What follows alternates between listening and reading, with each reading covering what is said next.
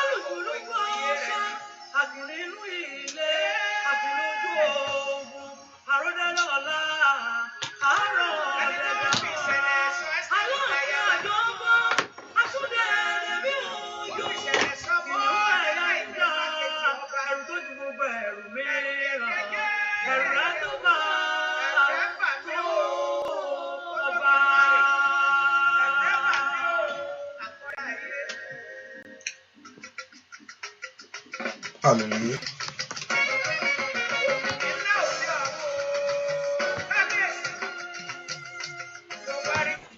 Hallelujah. Hallelujah. Ẹ jẹ́ gbàdúrà. Ẹ máa gbé ọ̀gá yín ológo fún oore ọ̀fẹ́ ńlá o. Ẹ máa ṣọ́lẹ̀ àgbé ọ̀gá yín ológo fún àǹfààní lẹ́ẹ̀kan sí. Àyàn ológo fún ohun tó ṣínú ayé wa. Wọ́n Jésù gbé ọ̀gá fún iṣẹ́ agbára, fún iṣẹ́ ẹ̀mí rẹ̀ nínú ayé wa, fún ohun tí ìwọ Ọlọ́run ń ṣe. Gbọ́ fún ìlérí ọ̀rọ̀ rẹ, èyí tó múṣẹ nínú ayé wa.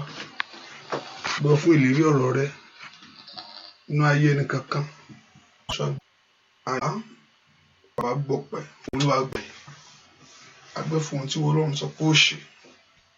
Gbọ́ fún ohun tí ìwọ Ọlọ́run ti sọ pé ó dáwọ́lé. Gbọ́ fún ohun tí ìwọ Ọlọ́run sọ pé ó parí nínú ayé ẹni kankan. Ẹni máa ń sọ ìlú orúkọ Jésù. Olúwa gbọpẹ́. Gbọ́ fún ìṣẹ́gun ta nínú ọ̀rọ̀ rẹ. Gbọ́ fún ìṣẹ́gun ta nínú orúkọ rẹ. Gbọ́ fún ìṣẹ́gun èyí tí ń bẹ ní orúkọ rẹ Jésù. Ẹni máa ń sọ ìlú orúkọ Jésù. Olúwa gbọpẹ́. Olúwa gbà ẹ́. Ọ̀rọ̀ bá gbójú wa sókè sí o. Àtọ̀ wá fún àánú ìwọ Ọlọ́run. Àtọ̀ wá fún oore ọ̀fẹ́. Àtọ̀ wá fún agbára rẹ. Àtọ̀ wá fún ohun tuntun. Àtọ̀ wá fún ohun tuntun nínú ayé wa. Àtọ̀ wá fún ohun tuntun nínú ayé ọmọ. A fẹ́ kó parí iṣẹ́ rẹ lónìí. A fẹ́ kó yanjú iṣẹ́ rẹ lónìí nínú ayé ẹni kankan. A fẹ́ kó bú jáde ńlá. A fẹ́ kó fọhùn ṣáde. Ẹni mọ Ísírẹ́lì ó yá náwó agbára. Ẹni mọ Ísírẹ́lì ó yá náwó ìṣẹ́gun rẹ. Ọwọ́ ìdáǹdè rẹ Olúwa jáde. Ọwọ́ ògo rẹ Olúwa nà án. Ẹ̀mọ́ járe ọ. Ìwọ ló níṣẹ́ járe ọ. Ìwọ ló níṣẹ́ járe ọ. Ẹ̀mọ́ ìwọ ló níṣẹ́ o. Ó sọ náà rẹ pé oní tí méjì tàbí mẹ́ta bá ti wà. Ó ní bẹ́ẹ̀ ni ìwọ Ọlọ́run yóò wà pẹ̀lú. Gẹ́gẹ́ bí ọ̀rọ̀ rẹ Jésù. Ní àṣálẹ́ yìí mú ọ̀rọ̀ rẹ ṣẹ. Mú ọ̀rọ̀ rẹ ṣẹ. Fún wa ní ìṣẹ́gun lórí ohun gbogbo. Fún wa ní ìṣẹ́gun lórí ohun gbogbo. Já rọpẹ́dú bàbá. Ṣe ohun tuntun tí ó wù jáde ta yóò rí. Parí iṣẹ́ rẹ ẹ̀mí mímọ́. A ó sì yìn ọ́ lógo. láì lórúkọ Jésù Kristi Olúwa àti olùgbàlà wa. Àmín àmín àmín lórúkọ Jésù. Bọ́lọ́run bẹ̀rẹ̀ sí yin Jésù yìí, ọba tó lágbára lórí ohun gbogbo. Bí ká gbé Ọlọ́run ìga lọ́wọ́lọ́wọ́ fún iṣẹ́ rẹ̀ lórí ayé rẹ̀, ní ayé ọmọ rẹ̀ gbogbo. Bí ká dúpẹ́ lọ́wọ́ Ọlọ́run fún ohun tí Ọlọ́run ń ṣe lọ́wọ́lọ́wọ́. Ó ṣe o. Bí ká dúpẹ́ fún ìrìn àjò ayé rẹ̀, ọba tí òjò ṣe rìn. Ọlọ́run gbogbo, ọba tí òjò bọ́ dànù. Can somebody lift a voice and just begin to worship God? Fìyàn kan gbé Ọlọ́run ga lónìí fún tí Ọlọ́run sọ pé òun ó ṣe inú ayé rẹ̀. Ọba tí ó mú ètò rẹ̀ ṣẹ. Ẹni tó ṣàṣírí, ó ní ẹni tí bẹ̀rẹ̀ iṣẹ́ rere ní ó parí rẹ̀. Ọpẹ́ fún iṣẹ́ rere tí Ọlọ́run yóò parí inú ayé rẹ̀ lónìí. I want to thank the Lord Jehovah God will finish his work. Ọba tí ó parí iṣẹ́ rere nínú ayé ọmọ rẹ̀ gbogbo. Somebody lift a voice and thank him. Somebody appreciate him for that. Bẹ́ẹ̀ kò gbé Ọlọ́run ga fún ọba tí ó parí iṣẹ́ rere nínú ayé rẹ̀. I want to thank him. Bẹ́ẹ̀ kò dúpẹ́ lọ́wọ́ Ọlọ́run fún ọba tí ó parí iṣẹ́ rere nínú ayé rẹ̀ gbogbo. Somebody lift a voice and just appreciate him. Dúpẹ́ lọ́wọ́ Ọlọ́run yìí. Ó tọ́pẹ́ ó jọpẹ́ lọ. Ó tọ́pẹ́ ó jọpẹ́ lọ. Lift a voice and just exalt him. And as you are lifting your voice, make sure you are inviting friends. Hallelujah. Thank him for a new life that you have in Christ. Gbọ́ fún ayé tuntun nínú Kristi. Ayé ọ̀tun. Thank him for the new life that you have in Christ. Gbọ́ fún ayé ọ̀tun tó ètò nínú Jésù yìí. Lift a voice and preach to him. Gbọ́ fún oore ọ̀fẹ́ yìí. Fún oore ọ̀fẹ́ ńlá èyí tó pọ̀ bí yanrìn. Fún oore ọ̀fẹ́ ńlá èyí tó rí gbà. Fún agbára ńlá tó wá rí. Lift a voice and appreciate him. Dúpẹ́ lọ́wọ́ ẹni tó tóbi jù yìí. Dúpẹ́ lọ́wọ́ ẹni tó ní ọ́. Olúwa o ṣeun. Lórí ayé mi o mọ̀ ṣe. Lórí ilé mi mo dúpẹ́ o. Lórí ọmọ gbogbo mo fọpẹ́ fún ọ. Somebody thank him and bless him. Dúpẹ́ lọ́wọ́ Ọlọ́run yìí. Jésù o ṣé o. Jésù o ṣé fún àánú ńlá tí mo rí gbà. Fún agbára ńlá tó fi wáyé mi rí. Fún ògo tó fi kó mi yọ. Somebody thank him. Bẹ́ẹ̀ kó dúpẹ́ lọ́wọ́ Ọlọ́run yìí. Ó tó bẹ́ẹ̀ ó jù bẹ́ẹ̀ lọ ni. Bẹ́ẹ̀ kó dúpẹ́ lọ́wọ́ Ọlọ́run yìí ó ṣé o. Alágbára ó mọ̀ ṣé o. Ẹni tó pọ̀ ní pàtàgbára ó ṣe. Ẹni tó ní gbogbo agbára ó mọ̀ ṣe. Somebody thank him and appreciate him. Give that thanks to him. Ó tọ́pẹ́ ó jọ. Jésù ó mọ̀ ṣe o. Jésù ó mọ̀ ṣe o. Jésù ó ṣe o. Olùgbàlà ó ṣe. Olùgbàlà ó mọ̀ ṣe o. Dúpẹ́ lọ́wọ́ Ọlọ́run yìí. Dúpẹ́ lọ́wọ́ Jésù yóò mọ̀ ṣe o. Ọlọ́run Ísírẹ́lì ó mọ̀ ṣe o. Ẹ̀dọ́mọ Ísírẹ́lì ó ṣe o. Bẹ́ẹ̀ kó dúpẹ́ lọ́wọ́ Ọlọ́run yìí. Ẹni tó pọ̀ ní pàtàgbára ó ṣe. Ẹni tó ní ìṣẹ́gun lọ́wọ́ ó ṣe o. Bẹ́ẹ̀ kó gbé Ọlọ́run ìga. Jésù ó ṣe o. Ẹni tó pọ̀ ní pàtàgbára ó mọ̀ ṣe o. Thank you, Jesus. In Jesus' name we pray. I believe that the volume is coming a little better because I can see the volume acting up somehow. Bẹ́ẹ̀ ká tún dúpẹ́ lọ́wọ́ Ọlọ́run fún oore ọ̀fẹ́ ńlá. Èyí tí Ọlọ́run fi wáyé rẹ̀ rí. Èyí tó ṣe inú ayé ọmọ, èyí tó ṣe inú ayé ọkọ. Bẹ́ẹ̀ kó dúpẹ́ lọ́wọ́ Ọlọ́run yìí. Jésù ṣe o. Bẹ́ẹ̀ kó gbé Ọlọ́run ìga. Bẹ́ẹ̀ kó yìn. Bẹ́ẹ̀ kó gbé Ọlọ́run ìga pé Jésù ṣe o. Abániṣe òde ọ̀run tí ò fàyè mi sílẹ̀. Ọba tó dúró tì ọ́. Ọba tí òjò jọ jẹ fún ọ̀tá. Ọba tí ò jẹ́ kẹ́rù rẹ̀ dànù. Somebody lift your voice and give that thanks to him. And give that honor to the Lord. Gbọ́dọ̀ Ọlọ́run yìí. Olúwa ṣe o. Fún ètò ńlá tó ní fún mi. Fún ètò ńlá tó ní fún ayé mi. fún ìtura tó ní fún ayé àwọn ọmọ mi gbogbo. Bẹ́ẹ̀ kò dúpẹ́ lọ́wọ́ Ọlọ́run bẹ́ẹ̀. Olùgbàlà ló ṣe o. Olùgbàlà ló ṣe o. Olùgbàlà ló ṣe o. Olùgbàlà ló ṣe o. Gbọ́ fún ìjọ ayé rẹ. Gbọ́ fún ohun tí Ọlọ́run ṣe nínú ayé rẹ lónìí. Jésù ṣe.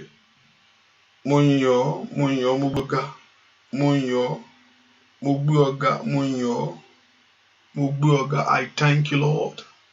I worship you, Jehovah God. I bless your name. Ọlọ́run fún ohun tó ń ṣe lọ́wọ́lọ́wọ́. Pé ọba tó bẹ̀rẹ̀ iṣẹ́ nínú ayé rẹ̀ òun ni ó parí rẹ̀. Ẹ ká dúpẹ́ fún iṣẹ́ rẹ̀ tí ó parí o. Thank him. Ẹ ká dúpẹ́ fún iṣẹ́ rẹ̀ tí ó parí lórí ayé rẹ̀ gbogbo. Iṣẹ́ rẹ̀ tí ó parí nínú ayé àwọn ọmọ rẹ̀. Dúpẹ́ lọ́wọ́ Ọlọ́run bẹ́ẹ̀. Somebody appreciate him. Give that thanks to him. Give that honor to him. Give that adoration to him. Give that worship to him. Give that praise to him. Jésù mà ṣeun. Jésù ṣe. Thank you, Father. Ìwọ nìkan ni ẹ o, Jésù. Ìwọ nìkan ni ẹ o, Bàbá. Ọba tó lágbára lọ́run àti láyé. Orúkọ rẹ̀ borí gbogbo orúkọ. Ìwọ nìkan ni ẹ o, Bàbá. Ọwọ́ rẹ̀ dà. Ìwọ nìkan ni ẹ o, Jésù. Ìwọ nìkan ni ẹ o, Bàbá. Ọba tó lágbára lọ́run àti láyé. Orúkọ rẹ̀ borí gbogbo orúkọ. Ìwọ nìkan ni ẹ o, Jésù. Ọwọ́ rẹ̀ dà. Ìwọ nìkan ni ẹ o, Bàbá. Ìwọ nìkan ni ẹ o, Olódùmarè. Ọba tó lágbára lọ́run àti láyé, Bàbá mi. Orúkọ rẹ̀ borí orúkọ. Ìwọ nìkan ni ẹ o, Jésù. Lift your voice and just appreciate him. Kábíyèsí o ṣé o. Dúpẹ́ lọ́wọ́ Ọlọ́run yìí o ṣé o. Father, we thank you, Lord. Dúpẹ́. Kábíyèsí rẹ Olódùmarè tó kábíyèsí ọba wọn ọba. Ọwọ́ rẹ̀ dà. Kábíyèsí rẹ Olódùmarè tó kábíyèsí ọba wọn ọba. Ọwọ́ rẹ̀ dà sẹ́wù. Abániṣẹ́ òde ọ̀run ńlá. Asọ̀rọ̀ mọ́ yẹ bàbá mi àgbà. Rọ́mọ níṣẹ́ fàyàtì Olódùmarè. Ó tún jí ọ láyọ̀sẹ́. Ó mọ̀ pa ọmọ. Ọba tó ṣèlérí tí ó mú lè ríṣẹ́ lórí ayé rẹ ni. Kábíyèsí rẹ Olódùmarè tó kábíyèsí ọba àwọn ọba. Kábíyèsí ọwọ́ rẹ̀ dà. Ọpẹ́ yẹ ọ́, ọpẹ́ yẹ ọ́, bàbá mi. Ìyìn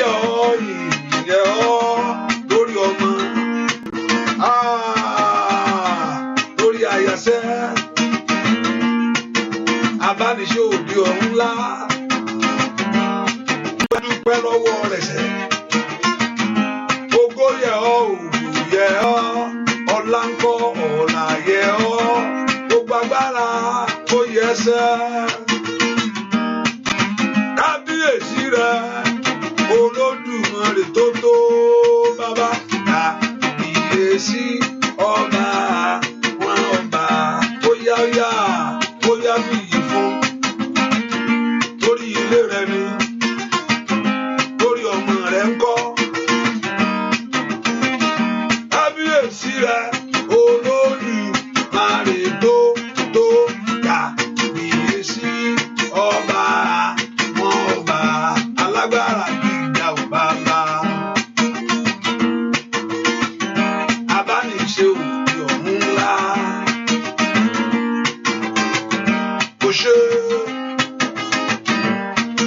dúpẹ́ lọ́wọ́ Ọlọ́run rẹ ìwọ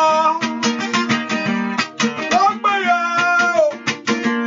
o ṣe o bàbá Mèsáyà óyá o ìwọ lọ́pẹ́yẹ o ṣe o óyá o Mèsáyà o dúpẹ́ sẹ́ ìwọ ìyẹ o ṣe o ọba mi Mèsáyà óyá o gbà ìwọ lọ́pẹ́yẹ o ṣe o Mèsáyà óyá oníwọ lọ́pẹ́yẹ o ṣe o Mèsáyà óyá báyìí ìwọ lọ́pẹ́yẹ o ṣe o kábíyèsí Mèsáyà óyá ìwọ níyẹ o ṣe o ọba ńlá Mèsáyà óyá dúpẹ́ ìwọ lọ́pẹ́yẹ ọba tí ò fi mí sílẹ̀ o ṣe o ó dúró tì mí Mèsáyà ọba tó ń bọ̀ ṣe ìwọ níyẹ o ṣe o óyá bàbá Mèsáyà ó dúpẹ́ ìwọ rẹ o ṣe o dúpẹ́ lọ́wọ́ Ọlọ́run ìwọ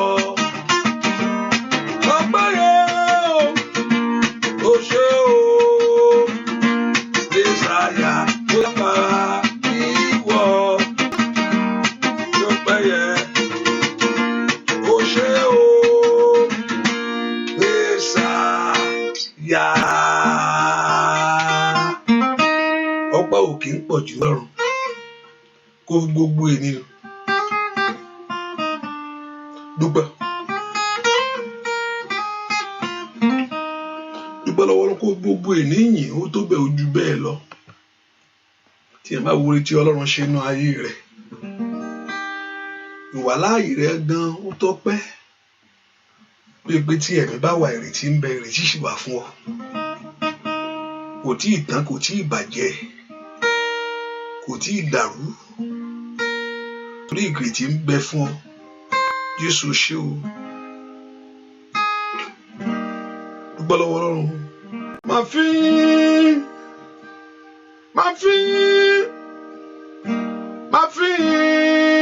fún Jésù kò béèrè ìrànlọ́wọ́ mìíràn bí kò ṣe gbogbo bí bóyá ń bá fún lówó sá máa fi fún Jésù tó gbà mí là máa fi Olódùmarè o kò béèrè lọ́wọ́ mìíràn bí kò ṣe gbogbo bí bóyá ń bá fún lówó sá máa fi fún Jésù tó gbà mí là gbogbo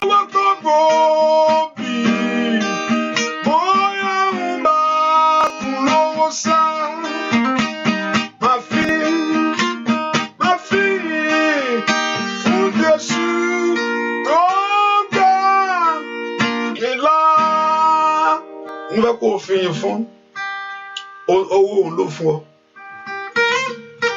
Obì òun ló gbìn. So kò ní nǹkan tó ní ju ọpẹ́ rẹ ní kó ronú jinlẹ̀ dáadáa fún ohun tó ṣe fún ọ. Owó òun ló fún ọ, òun lówó ó kú lọ bẹ́ẹ̀. Òun kan ló fún ọ lágbára láti ní. Ohun tó fẹ́ kọ̀ ní pé kó mọ rírì orí rẹ̀. What he needs from you is just to acknowledge him and see his work in your life. To appreciate his loving kindness and his goodness over your life.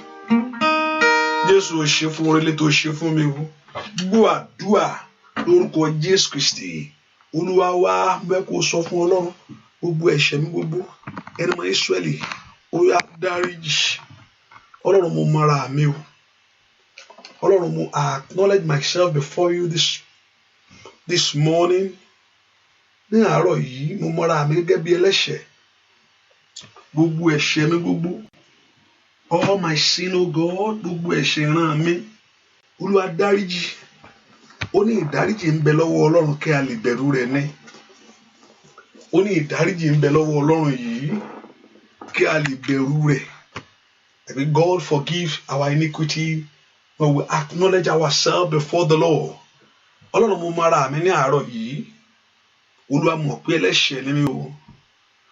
Mo mọ̀ bẹ́ẹ̀. I want to acknowledge yourself before the Lord this hour. Bẹ́ẹ̀ kó mara rẹ níwájú Ọlọ́run ní àárọ̀ yìí. Pé Ọlọ́run mo dẹ́ṣẹ̀ sí ọ. Mo mọ̀ bẹ́ẹ̀ Olúwa dáríjì. Olúwa dárí àṣírí mi jì mí. Àánú ńlá rẹ jẹ́ rí gbà. Jẹ́ kí orí ọ̀fẹ́ rẹ dájú fún mi. Mo ti máa pẹ́lẹ́ṣẹ̀ ni mí. Olúwa dáríjì mi o. Bí ìbá pé bá sọ pé òun ò lẹ́ṣẹ̀, ó ń tara jẹ ni o. Ó ní òtítọ́ kan kò sí sínú rẹ̀. Mo ti máa pẹ́lẹ́ṣẹ̀ ni mí. Olúwa dáríjì mi o. Mo ti máa pẹ́lẹ́ṣẹ̀ ni mí. Olúwa dáríjì mi o. Ẹ̀jẹ̀ ẹjọ́ fọhùn fún mi o. Gbogbo tó lùsùfíìsì ń lò lórí ayé mi o. Ẹ̀jẹ̀ Jésù bá ń parẹ́. Ohun tí olùfíìsì ń lò láti dá mi lẹ́jọ́, èyí láti dá mi lẹ́bi. Gbogbo ẹ̀ṣẹ̀ tí ń béèrè fún ìdájọ́, gbogbo ẹ̀ṣẹ̀ mi tí ń béèrè fún ìjìyà. Gbogbo ẹ̀ṣẹ̀ mi gbogbo èyí tí ń béèrè fún ìdájọ́. Gbogbo ẹ̀ṣẹ̀ ìran mi èyí tí ń béèrè fún ìjì. Ó ní pé Ọlọ́run ó wúlò òun. Èyí tí ń bẹ ẹ̀ṣẹ̀ bàbá wò dé ìran kẹta. Ó yá béèrè fún àánú sẹ́. Ó rẹ̀ pé ó ní tí ẹlẹ́ṣẹ̀ bá ń jìyà, olódodo máa ń fara kó ń bẹ̀ o. Mo ti máa bàbá pẹ́lẹ́ṣẹ̀ ẹni mi. Olúwa ó dáríjì mi o. Mo ti máa pẹ́lẹ́ṣẹ̀ ni mí. Bàbá Olúwa dáríjì mi o. Sọ fún ẹ̀jẹ̀ Jésù kó wẹ ayé rẹ. Olúwa fẹ̀jẹ̀ rẹ wẹ̀ mí. Lord, forgive my sin. Cleanse me from all my iniquity. Cleanse me from all my trespasses and transgressions. Wash away my sin. Purify my heart, O God. Make me a new person. Ẹ sọ mí di èèyàn tuntun. Ẹ kí n dẹ̀dá tuntun nù. Ó ní tí ènìyàn bá ń bẹnu Kristi.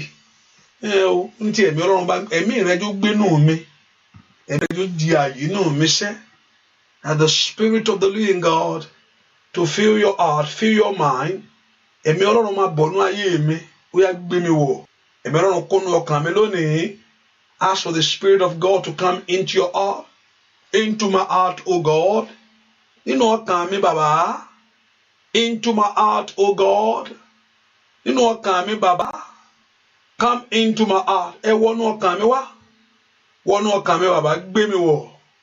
Ó yá gbé ayé mi wọ̀ bí iná, gbé ayé ọmọ mi wọ̀. Somebody ask for the Spirit of God to come into your life. Béèrè fún ẹ̀mí Ọlọ́run kó wà nínú ayé rẹ. Wá jọba nínú ọkàn mi bàbá, fi ọkàn mi ṣe ibùgbé. Ọkàn mi ṣípayá Olúwa, wọlé, wọlé. Ìgbàgbọ́ mi rọ̀ mọ́ ọ̀rọ̀ rẹ. Wọlé, wọlé, wá bá mi gbé títí Olúwa, ohun tí ó fẹ́ ni mo fẹ́. Fi ọkàn mi ṣe ibùgbé rẹ láláì. Wọlé, wọlé. Pé Jésù kó wọnú ọkàn rẹ lọ́wọ́. Olúwa wọnú ọkàn mi wá, wọnú ayé mi bàbá. Ọba tí ń tún ayé ẹni tò, ó yá bá ń tutù. Ask the Lord to repair. Ask God to renew. Ask God to change your life. Ask God to wash your life. Sọ fún Jésù, Makari abokafali aresata. Brando so plende ketelebokape. Thank you, my Father. In Jesus' name, we pray. If you are in North America, just press no and type N. I want to know the statistics of those that are here that from North America. If you are in North America, you know what I'm talking about. Don't let me go details on that.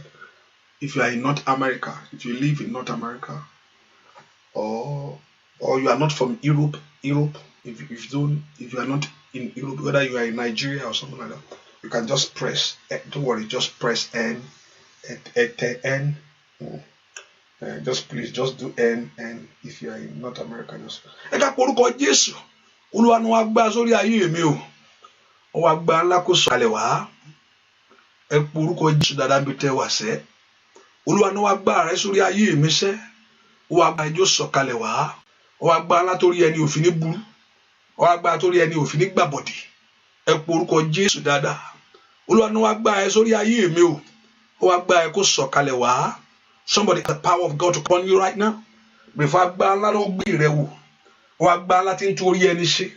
For the power of God that renew life. Ó agba tí ń ṣe ohun ọ̀tun. Ó agba tí ó gbé ọ débi ayọ̀ rẹ ṣẹ́. Ó agba torí rẹ òfin ní gbàbọ̀dì. Ó agba tí ọwọ́ rẹ òfin ní lélẹ̀.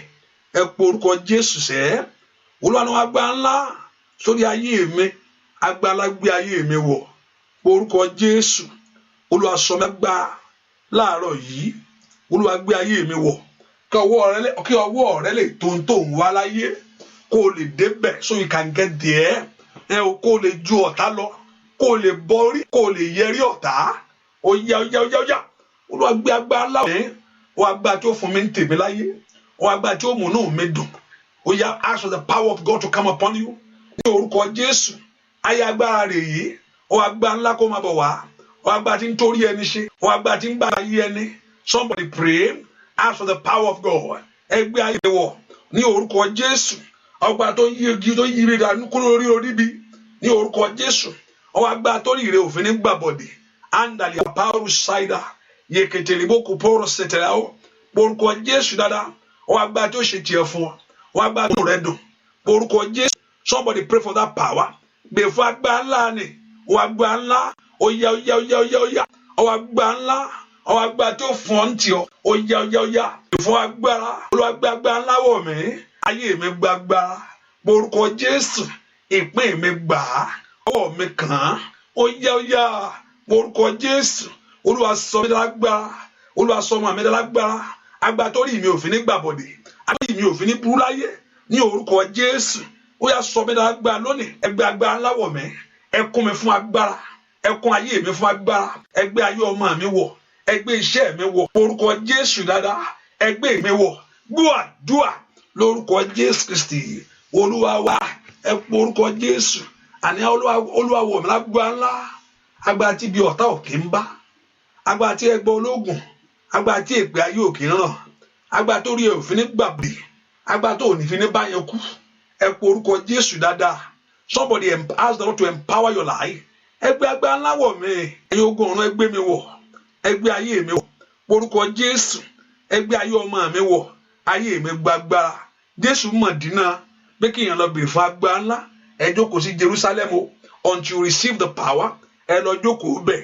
Òun fẹ́ rán yín sí láàrin paramálẹ̀ àti ìkókò ni lòun fẹ́ rán yín sí. Àwọn tí ò láàánú kí gbogbo rẹ̀ dànù, àwọn tí ò láàánú kí gbogbo ẹ̀ yí dànù, àwọn tí ò láàánú kí èèyàn kú sínú ìyà, àwọn tí ò láàánú kí gbogbo ẹ̀ bàjẹ́. Ẹ pọ orúkọ Jésù. Olúwa wọ̀ mí lágbára, orí ọmọ mi ò gbúdọ̀ gbàbọ̀dè, orí mi ò gbúdọ̀ burú. Pọ orúkọ Jésù dáadáa. Ó dán kí n ṣèfẹ́ rẹ o, ó dán kí n tẹ̀lé ẹ dópin o, ó dán kí n rí ó dán kí n débi ayọ̀ láyé ní orí Jésù. Ó yá agbára tí tèmi ò fi ní gbé, agbára tí èmi ò fi ní bàjẹ́, agbára tí èmi fi ní ṣẹrúkú. Ó yá agbára tí fi jáde, agbára tí fi rí tèmi mú. Pọ orúkọ Jésù. Ẹ̀yin ogun ọ̀run ẹ gbé mi lágbára, ẹ wọ̀ mi lágbára, ẹ wọ̀ ìpín mi lágbára, agbára tí fi ṣe rere. Ó yá agbára tó fi rí tiẹ̀ gbà, agbára tó fi kọ̀ ọ́, agbára tó fi kọ̀yà. Makari pori saida. Ó yá mo ní agbára tó fi kọ̀yà. Gbogbo ẹlòmíràn ayé ti pe tiẹ̀ yá. Ó dàkọ́ lọ́rùn kó gbà. Ó yá agbára tí fi kọ̀yà láyé, agbára tí fi kọ̀yà. Olúwa gbé wọ̀ mí, agbára tí ìyàwó fi kú òun ayé mi, agbára tí ẹ̀gàn ó fi kú o, agbára fún àṣetì yóò fi kú o, agbára tí àmúbọ̀ yóò fi jáde. Ó yá pé orúkọ Jésù. Agbára tí àìsàn yìí ní orúkọ Jésù èyí tó fi dohun ìgbàgbé. Ẹ bèrè fún agbára ńlá. Olúwa gbé mi wọ̀, gbọ́ àdúrà lórúkọ Jésù Kristi. Olúwa wa orí mi kọ́, orí mi kọ́ ya, ẹlẹ́dàá mi kọ́, orí mi kọ́ ya, ẹlẹ́dàá mi kọ́ yóò dá o, orí mi kọ́ ó yá o, orí mi kọ́, orí mi kọ́ ya, orí mi kọ́, orí mi kọ́ ya, ẹlẹ́dàá mi kọ́ yóò dá o, orí mi kọ́ ya. Ó bá gbàdúrà. Orí rẹ ò gbúdọ̀ burú láyé. Ẹ ò gbúdọ̀ gbé. Ó na kọ́nà kó là fún ọ. Gbogbo agbára tó fi ń lọ ayé rẹ kó ṣègbè. Gbogbo agbára tí gbé tí ọ níyà láyé. Orí rẹ kó kọ̀, ayé rẹ kó látúnṣe. Ọwọ́ rẹ kó kàn.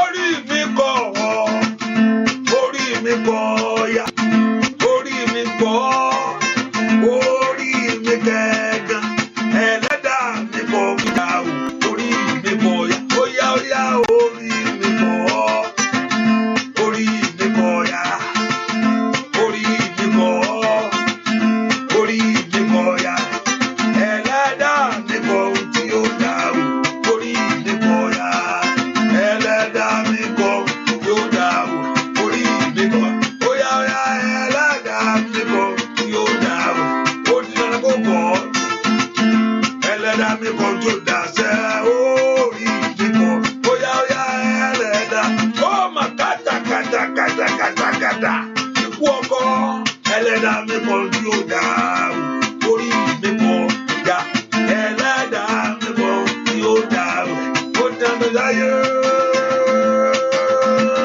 Anderi aboko shiteri bukabaya. Ẹlẹ́dàá mi kọ̀ tí ó dá o, orí mi kọ̀, lórí ọmọ rẹ ni, lórí ara rẹ kọ́. Ẹlẹ́dàá mi kọ̀ tí ó dá o, orí mi kọ̀ ya. Ẹ orúkọ Jésù. Ayíbidànù bá yíbidànù. Ababijẹ́ bá ń babijẹ́. Òbí tí ayé fi ń lo ayé mi o. Ojú ọ̀tá fi ń lé mi ká. Ọ̀pọ̀lọpọ̀ ń fi bí lé káàkiri ni. Kò gbà pọ́n sí kan ní. Ń bọ́nù kan lọ̀tá ń tì bọ́ kan. Ẹ porúkọ Jésù. Orí mi kọ̀. Ìyà ni. Àṣetì ni. Àmúbọ́ ni.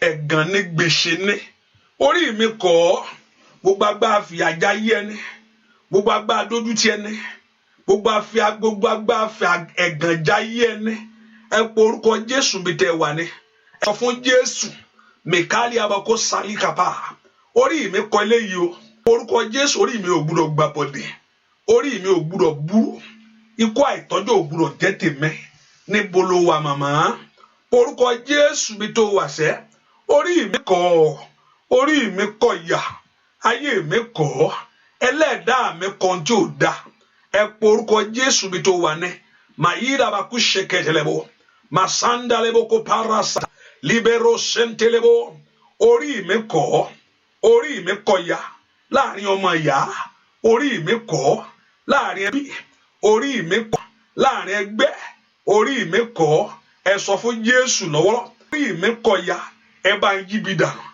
bí dànù porúkọ Jésù ẹ bá ń yí bí dànù ẹ bá ń bá bí jẹ́ porúkọ Jésù dáadáa ẹ bá ń yí bí dànù ẹ bá ń bá bí jẹ́ porúkọ Jésù Olúwa yí bí dànù lórí mi lónìí lórí ọmọ mi lórí aya mi ẹ porúkọ Jésù orí mi ò gbúdọ̀ gbàbọ̀dẹ̀ orí mi ò gbúdọ̀ porúkọ Jésù dáadáa orí mi ò gbúdọ̀ gbàbọ̀dẹ̀ gbúàdúà lórúkọ Jésù Kristi Olúwa wa ó ní ìdí tí mo fi ní ká tẹ wẹ̀yìn tẹ wà lórí tí mo ní not bẹ́ẹ̀ mo fẹ́ make sure pé àwọn tó wà ní Europe gbọ́ pé time ti change ni so I just trying to know mo fi ní pé ìwọ tó bá wà ní Nàìjíríà tàbí North America say and or just signify that I just want to know whether people get it to make sure.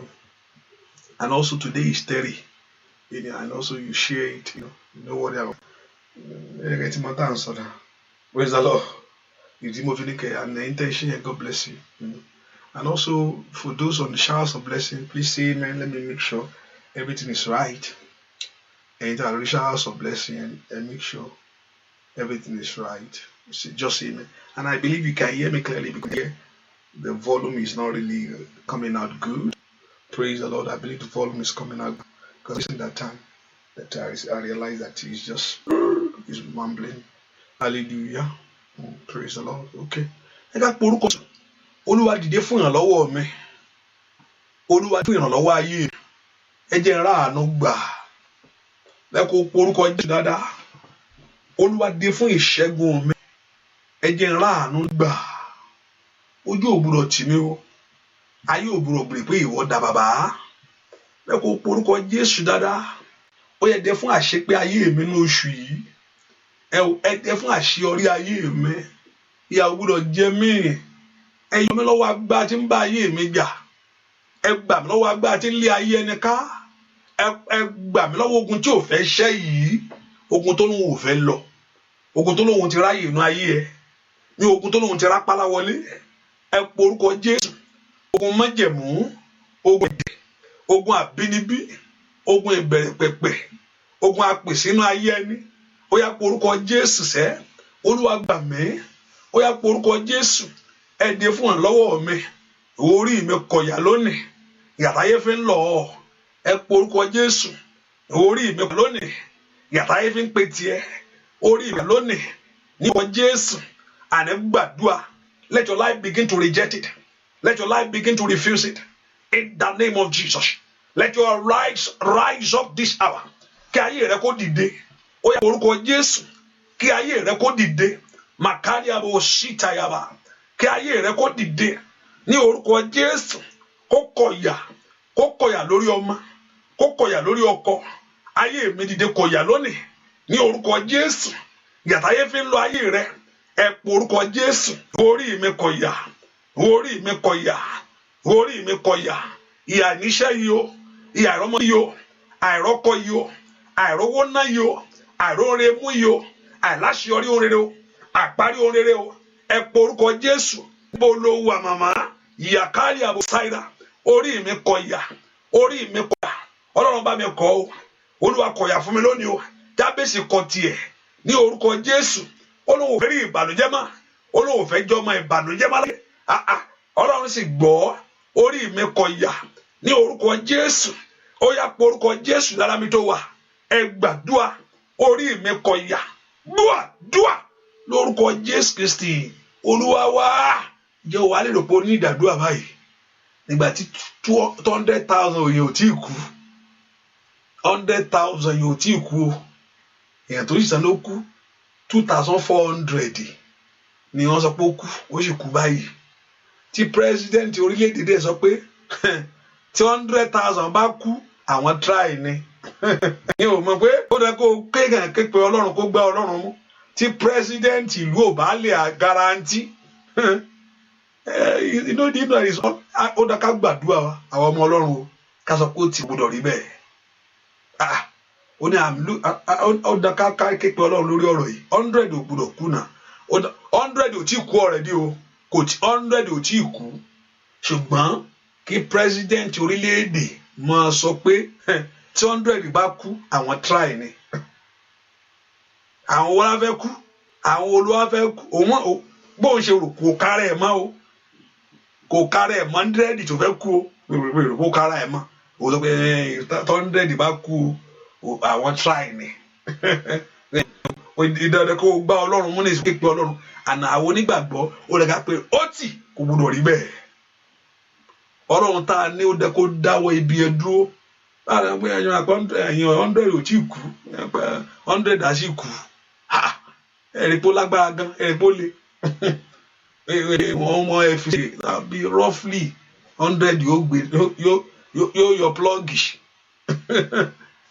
lórúkọ Jésù orí rẹ ò ní gbà ẹ porúkọ Jésù alágbára dìde ọwọ́ Olúwa dìde nínú agbára rẹ ai makari pori saida mẹ́kọ̀ọ́ porúkọ Jésù mi tó wà arise Olúwa dìde nínú agbára Olúwa dìde nínú agbára ńlá nínú agbára tó fi ń jẹ Ọlọ́run nínú agbára tó fi ń jẹ Ẹlẹ́dàá nínú agbára tó fi ń yí ibi dànù nínú agbára tí fomi ń babi jẹ́ ó yá àkókò yìí tó bàbá lórí ọ̀rọ̀ ayé mi gbogbo lórí ọ̀rọ̀ ayé àwọn ọmọ mi gbogbo ribaku sheketelebo kaba liprendo to plende ketekete liprendo shiketelebo kaba porúkọ já Olúwa dìde nínú agbára ńlá yakada yabo sata agbára tó fi ń jẹ́rò lórí ọ̀rọ̀ ayé mi o lórílẹ̀ gbogbo Olúwa dìde nínú agbára ńlá yeketelebo koparia lisendo blekete ẹ̀pọ̀ Jésù ó dìde ìkàtàndà yàbò ribaku sheketelebo abẹ́kọ̀ yíbi dànù lórí ayé àwọn èèyàn gbogbo orí òwúrọ̀ gbà bọ̀dé orí ọmọ mi òwúrọ̀ gbà ẹ̀pọ̀ Jésù ayé òwúrọ̀ fún mi dábàá jẹ̀mú kóró coronavirus o gbọ́ àdúrà lórúkọ Jésù Kristi Olúwa wa mo fẹ́ garanti yín pé eléyìí ń ṣiṣẹ́ Ọlọ́run iṣẹ́ òkùnkùn ni o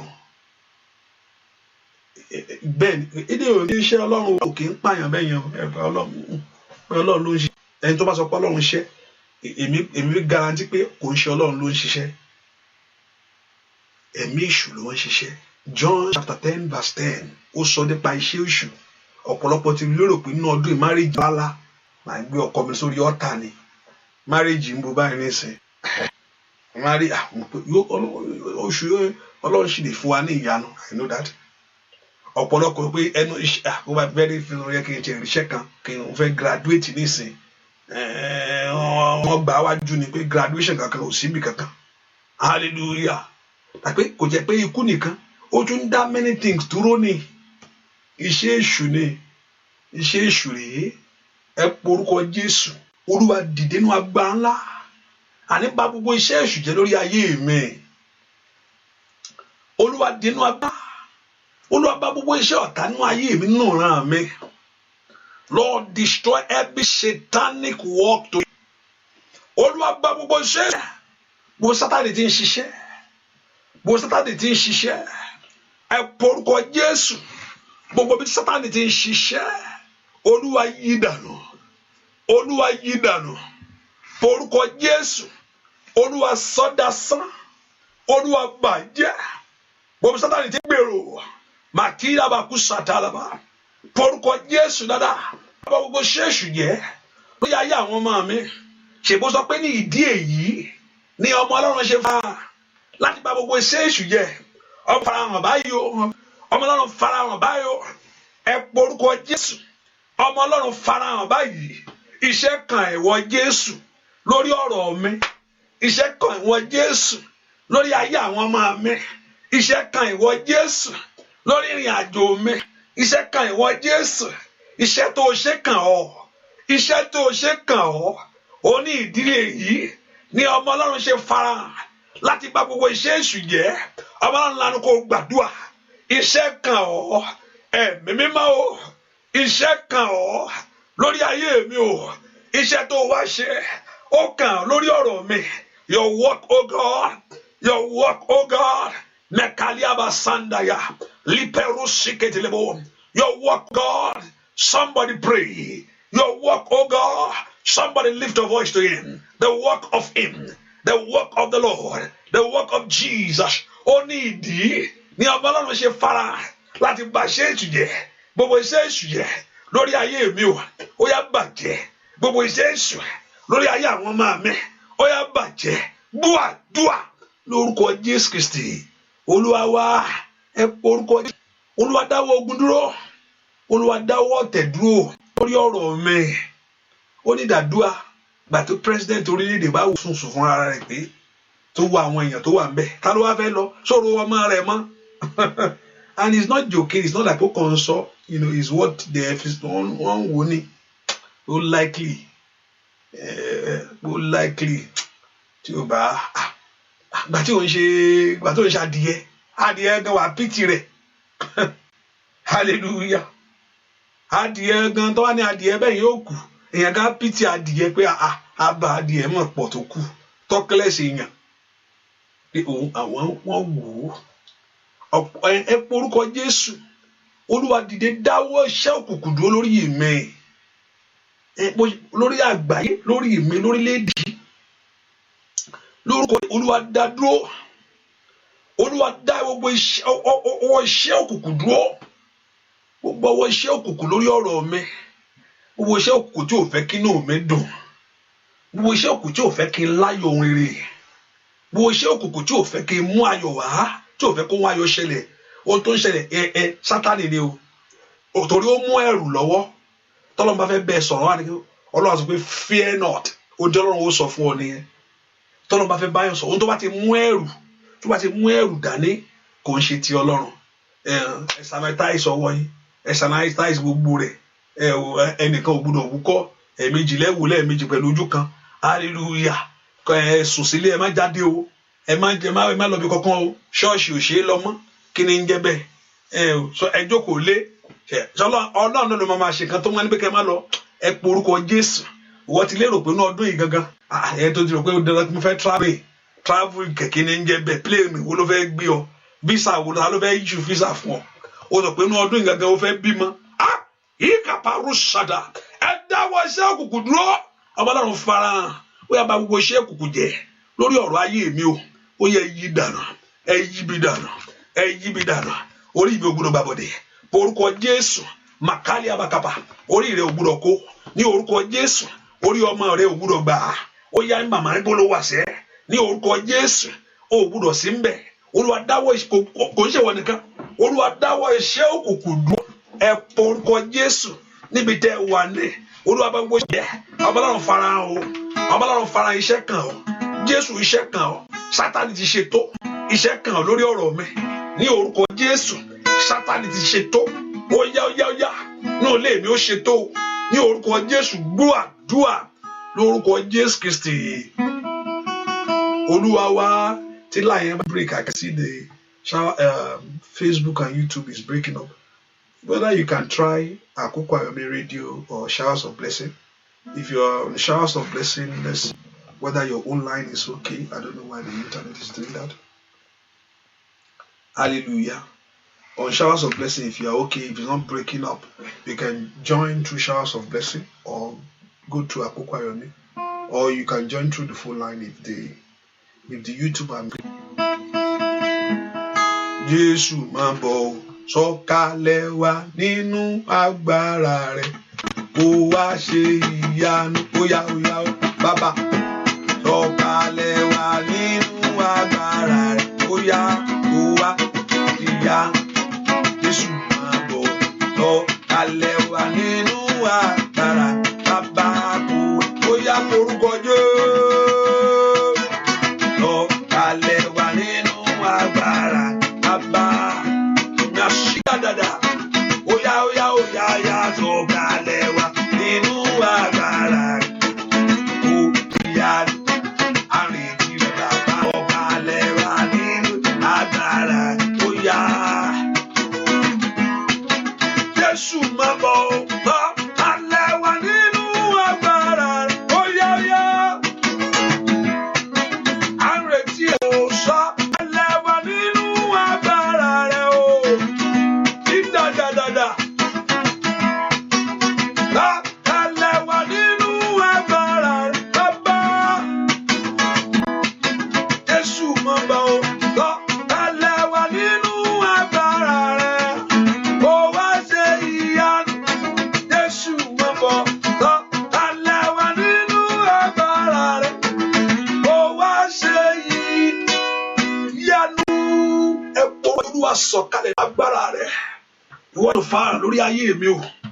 Iṣẹ́ tó wá ṣe nínú ayé yóò farahàn lórí mi. Ó wá bà ṣe èṣù jẹ́ ni. Ẹ po orúkọ Jésù. Ìwọ Jésù. Iṣẹ́ tó wá ṣe nínú ayé yóò farahàn nínú ilé mi.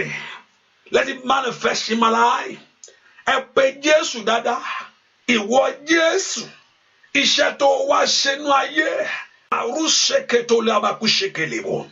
Rìbàkúndẹ̀kẹ̀ ràbàkúṣẹ̀kẹ̀tẹ̀. Bàrúsẹ̀kẹ̀pẹ̀lúṣẹ̀tẹ̀. Orúkọ Jésù dáadáa. Iṣẹ́ tó wá ṣe nínú ayé yóò farahàn nínú ọ̀rọ̀ mi. Olúwa bà ṣe èṣù jẹ́ ni. Ó ní ìdí ni ọba Ọlọ́run ṣe farahàn láti bà gbogbo iṣẹ́ èṣù jẹ́. Iṣẹ́ èṣù jẹ́ kọ́kàn rẹ balẹ̀. Iṣẹ́ èṣù tó fẹ́ kó rí gbígbà. Iṣẹ́ èṣù tó kó rí mú. Ẹ porúkọ Jésù. Ó ní ìdí ni ọmọ Ọlọ́run ṣe farahàn láti bà gbogbo iṣẹ́ èṣù jẹ́. Iṣẹ́ èṣù láti dojú tì mí. Nítorí sọ mí dẹni yẹ̀yẹ́. Láti sọ mí dẹni ẹ̀gàn láyé. Ní orúkọ Jésù. Ó yá farahàn. Iṣẹ́ kan ọ́. Ẹ porúkọ Jésù. Iṣẹ́ kan ọ́ lórí ọ̀rọ̀ mi. Bá mi o. Rìkàtà yàgàbà. Ẹ gbàdúrà ní ìsìn ọ̀tọ́nugọ̀. Fi iṣẹ́ rẹ̀ hàn lórí ọ̀rọ̀ mi. Ẹ gbàdúrà pé gbàdúrà lórúkọ Jésù Kristi.